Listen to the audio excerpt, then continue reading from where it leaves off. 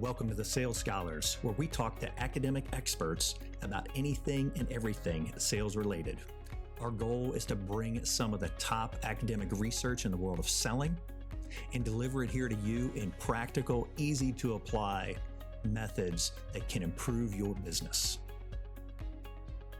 Well, welcome to the Sales Scholars podcast. Now, my name is Craig McAndrews. I'm your host, and we're going to kick off season 2, episode 1 today.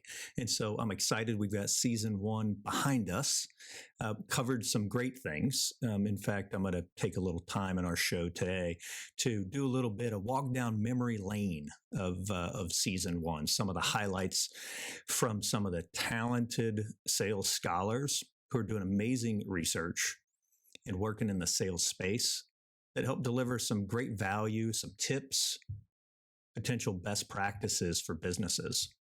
But before we hop into kind of the recap or the walk down memory lane, I thought I'd take just a minute to talk about why the Sales Scholars podcast. In fact, I recently got a note from someone on LinkedIn, a practitioner, who posed the question to me, hey, Craig, why don't you have some practitioners or some business people on the show, and they can share some of what they're doing. It'd be really interesting. And although I would tell you that I agree that I'm sure business practitioners would bring some interesting things to a conversation, it's actually not the purpose of the podcast. I compare that to maybe if somebody reached out to Coke and said, hey, why don't you change your recipe up a little bit because there are better ways to make it? They would say, well, that's not about our product. Well, the Sales Scholars is really about bringing some of the amazing work that academic folks are doing in the research space and helping to bring it to life for practitioners so that, number one, you can get some context for trends and current things happening in the sales arena, whether it has to do with virtual selling, whether it has to do with social selling or leading in a virtual world, or just sales management overall. The thing that most people don't realize is the depth of the study and the amazing conclusions that some of these academic research opportunities bring to businesses.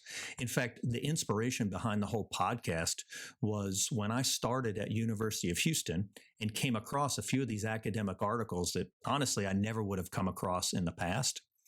As I read through them, although I'll tell you, painfully read through many of them. They're hard to follow. But when I got to the conclusion part or the key observations or discoveries in the research, I found over and over again, these super actionable steps that at the time, if I was running a business, I would turn around and go implement with my sales team, or at least I might adjust my strategy in terms of what I want to do in the future with my sales team. And a lot of times this doesn't get out to the business world. I'll give you a quick example. Now, I know I'm on a podcast. You can't quite see, but if you watch the video, you'll see I have 2 publications sitting in front of me. One is the Journal of Personal Selling and Sales Management. Looks like a nice magazine.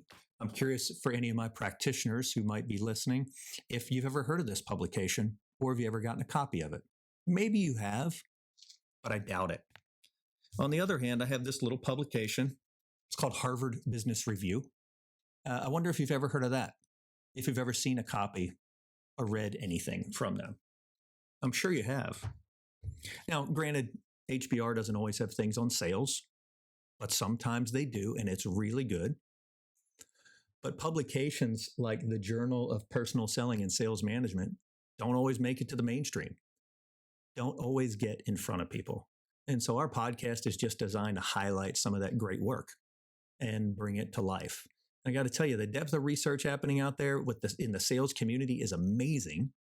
But even further than that, the teaching and preparation that the sales community on an academic side is doing for the future with potential students, they can bring a lot of value to organizations. During our first season, we talked to a number of different people who have specialties in several topics.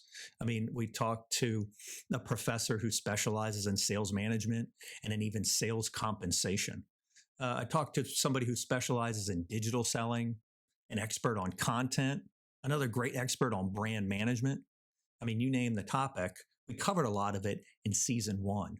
And so, just as a refresh, I want you to take a listen to some of our hot topics and some of our great conversations during the first season. With all the changes we talked about from a leadership standpoint, that you had mentioned earlier, these big changes going on. Mhm. Have you seen any particular best practices when you look at sales leaders related to developing stronger teams? Yeah, I mean, I could give you a laundry list, but I think when I boil it down to about 3. And I think it starts with hiring the best people and the right people. Because if you don't get that right, then it haunts you forever. And in this day and time, it's very difficult to make changes with people. So you want to do the best job you can at the get go. So I think the best practices I'm seeing of good sales leaders, they take the time they need to make sure they're getting the best people they can. Gotcha. Okay. The second thing is that I see in terms of the best practices, especially now that we've talked about millennials and they're becoming such a bigger part of the sales force, is you need to coach instead of supervise. So coaching is becoming more important in terms of making your people better. The I think that one of the things that you need to coach on and is a study done on coaching and the impact it has on the business, and it said that with effective coaching, okay, people that know how to coach and do a really good job coaching their salespeople, they saw a 17% increase in sales. Okay. So that ought to give you enough incentive right there just to be a better coach. Yeah. Also, you need to not just coach, but I think you need to, as part of that coaching, teach critical thinking skills so that these people can learn to think on their own because you're not going to be with them all the time. And so they need to learn teaching good critical thinking skills where they can think on their feet, especially in front of a customer, and be able to adapt. In our sales program, we teach adaptive selling, and that requires critical thinking skills right there on the spot to be able to adapt to what that buyer is saying or that customer is saying. So that comes with good coaching. And I think that one of the best ways to do that is when they call you with a problem, whether a customer problem or whatever, I think the best thing or the best way to respond is to say, well, what do you think we should do? Yeah. How do you think we should handle this? It's like a good attorney, answer a question with a question. Absolutely. Make them think. Okay. That'll be the greatest gift you can give your sales organization is to have good critical thinkers that can adapt to various situations because God knows right now you've got to be flexible with everything that's happened just this year and what we've been up against. I think what's really important about a digital brand is because in today's world, especially since what has happened with COVID-19, making everything virtual, we have to be really clear on how we're communicating. And that is what the benefit of a personal brand does. A personal brand basically is a promise of value, like any brand is. It could be Hermes, it could be Louis Vuitton, it could be Nike, but they really, all those brands create something in your head that think, all right, what do I expect when I say that? It's the same thing for a personal brand. Like, what is your reputation? What is it that you bring? And in today's world where we have to distance, where in the way in which I connect with my customers or my colleagues or my boss is through a screen, I have to be really clear on what I want to be able to offer them. And so that's why a digital brand is more essential today than historically before, because we work in a two-dimensional world as of right now. And I think it's going to continue that way. Interesting trends that we're seeing fall into the category of first, the idea of Salesforce sizing.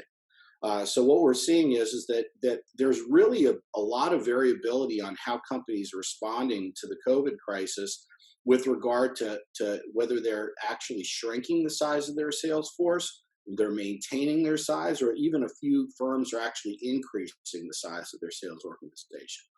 And this is across industry. And one of the really interesting things about that is because we know there's been a lot of research in the past that has looked at financial crises. and looked at how firms come out best from those financial crises. And they've looked at what are the strategies as far as a sales force and their marketing efforts that make them come out best. And so what we're seeing is one of the things that we're seeing is about anywhere between 20 and 25% of companies have actually reduced significantly the size of their sales organizations. If you went back to, I guess, around 2013, we had about 39% more people consuming content on desktops and laptops than mobile. That statistic has basically switched in the last 6 or 7 years to now 37% more people are on mobile. And I think that gap is going to continue to widen. So if people are looking at content on their phones and you have a large paragraph with no picture, video, and just a lot of hard to consume content, you're not really thinking about your audience. You need to be thinking about what would be easy for them to engage with.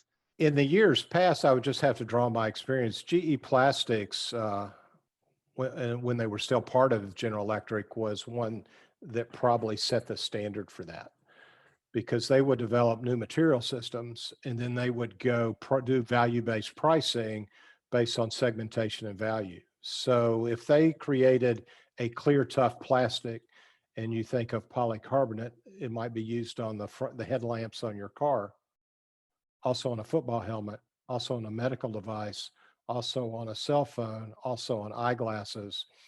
They would segment those markets separately. They would price the product differently, even though it was pretty much the same thing. And so that's pretty much the model. And that was the Jack Welch model coming out of plastics. Jeff Immelt came out of plastics. And when I was there, one of the leading performance business units at GE, that's what they did. So for years, people would then go hire people from GE Plastics and go, how do we do this? Okay. And so then you end up seeing that carry over into other industries. And I know GE is one of those organizations who, has fed a lot of the leadership in other organizations over the years. Well, until the last 10, probably, right? Yeah. Then things changed. They had quite a run, and a lot of that was that value-based marketing approach that they did. I know one of the things that we talk about in class, but I think relevant certainly for our audience, is just the proliferation of technology that's available for organizations in the sales space. I mean, the number of platforms and resources is, in the thousands, I'm sure. And I know companies are always challenged with, hey, how do I decide what to bring into my organization? So one of the things I wanted to ask you was, what are some of the questions that you feel like organizations need to be asking themselves before making decisions on technology? Let me talk about some things to consider, and I'll start maybe from an area that isn't an obvious place to start, and that's who should be involved in decisions about technology. I think that's important because the decisions should be made by sales leaders and sales enablement people, not IT, not procurement. That said, IT absolutely has to be involved in it. The technology people need to be involved in those technology decisions. The other group that has to be on the team to help decide the who, the what, are the actual salespeople themselves.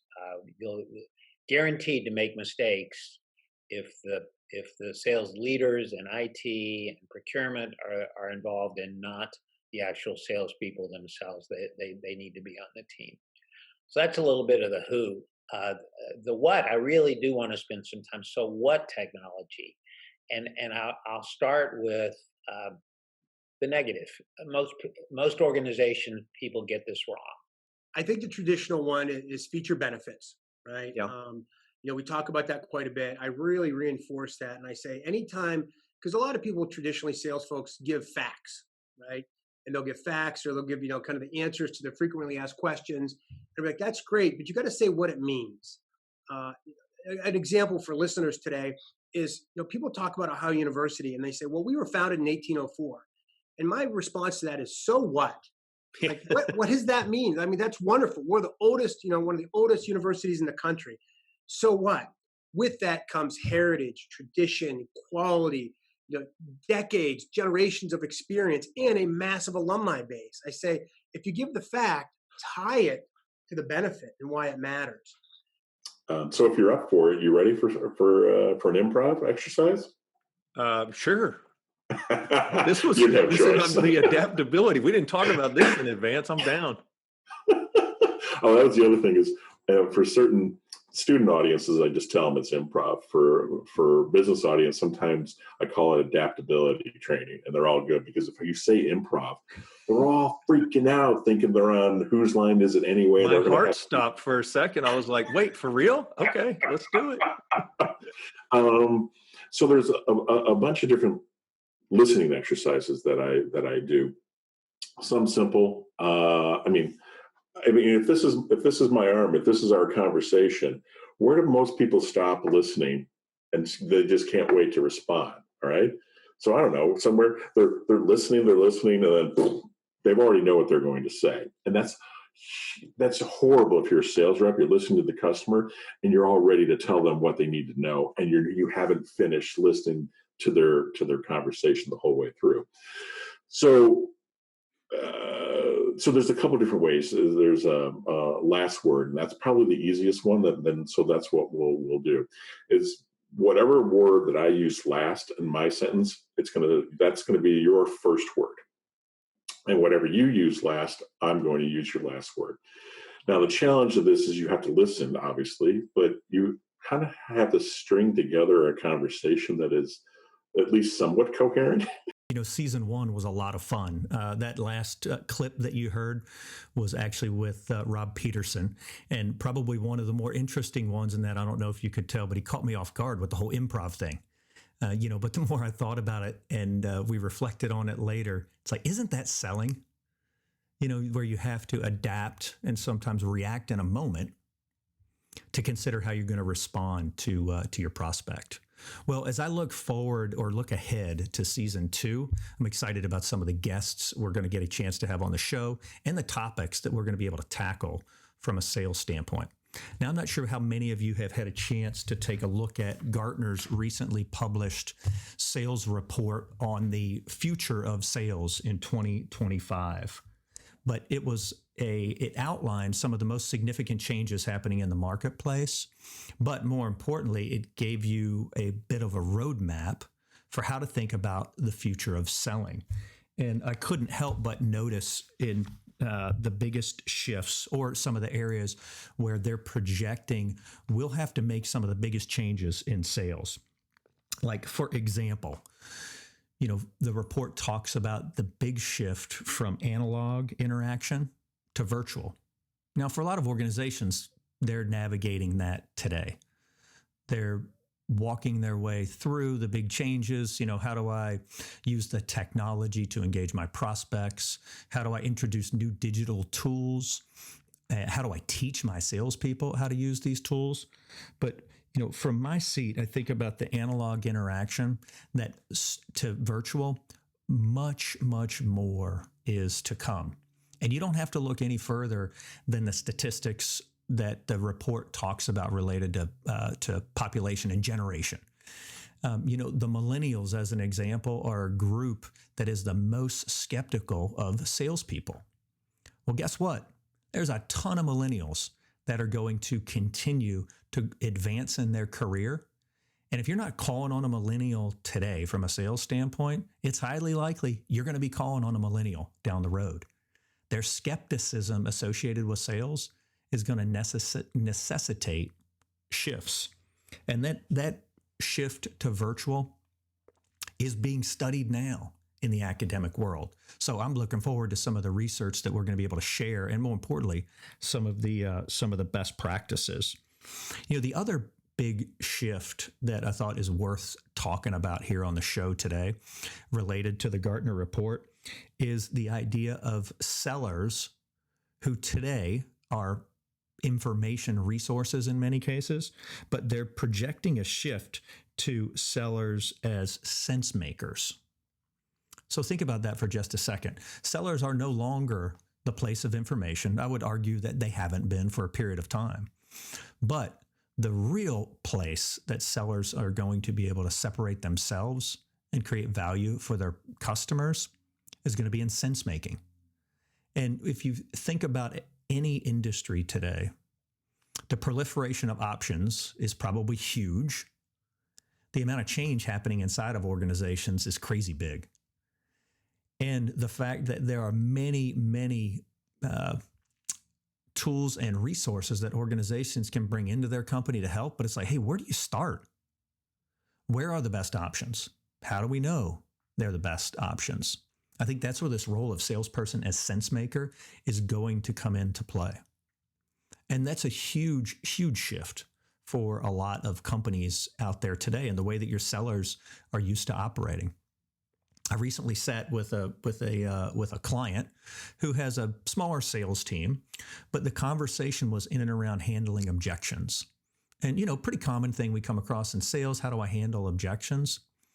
What caught my attention was that most of the ways to handle the objections were what I would call tactics, like these old school tactics. Well, if they say this, then I'll say this.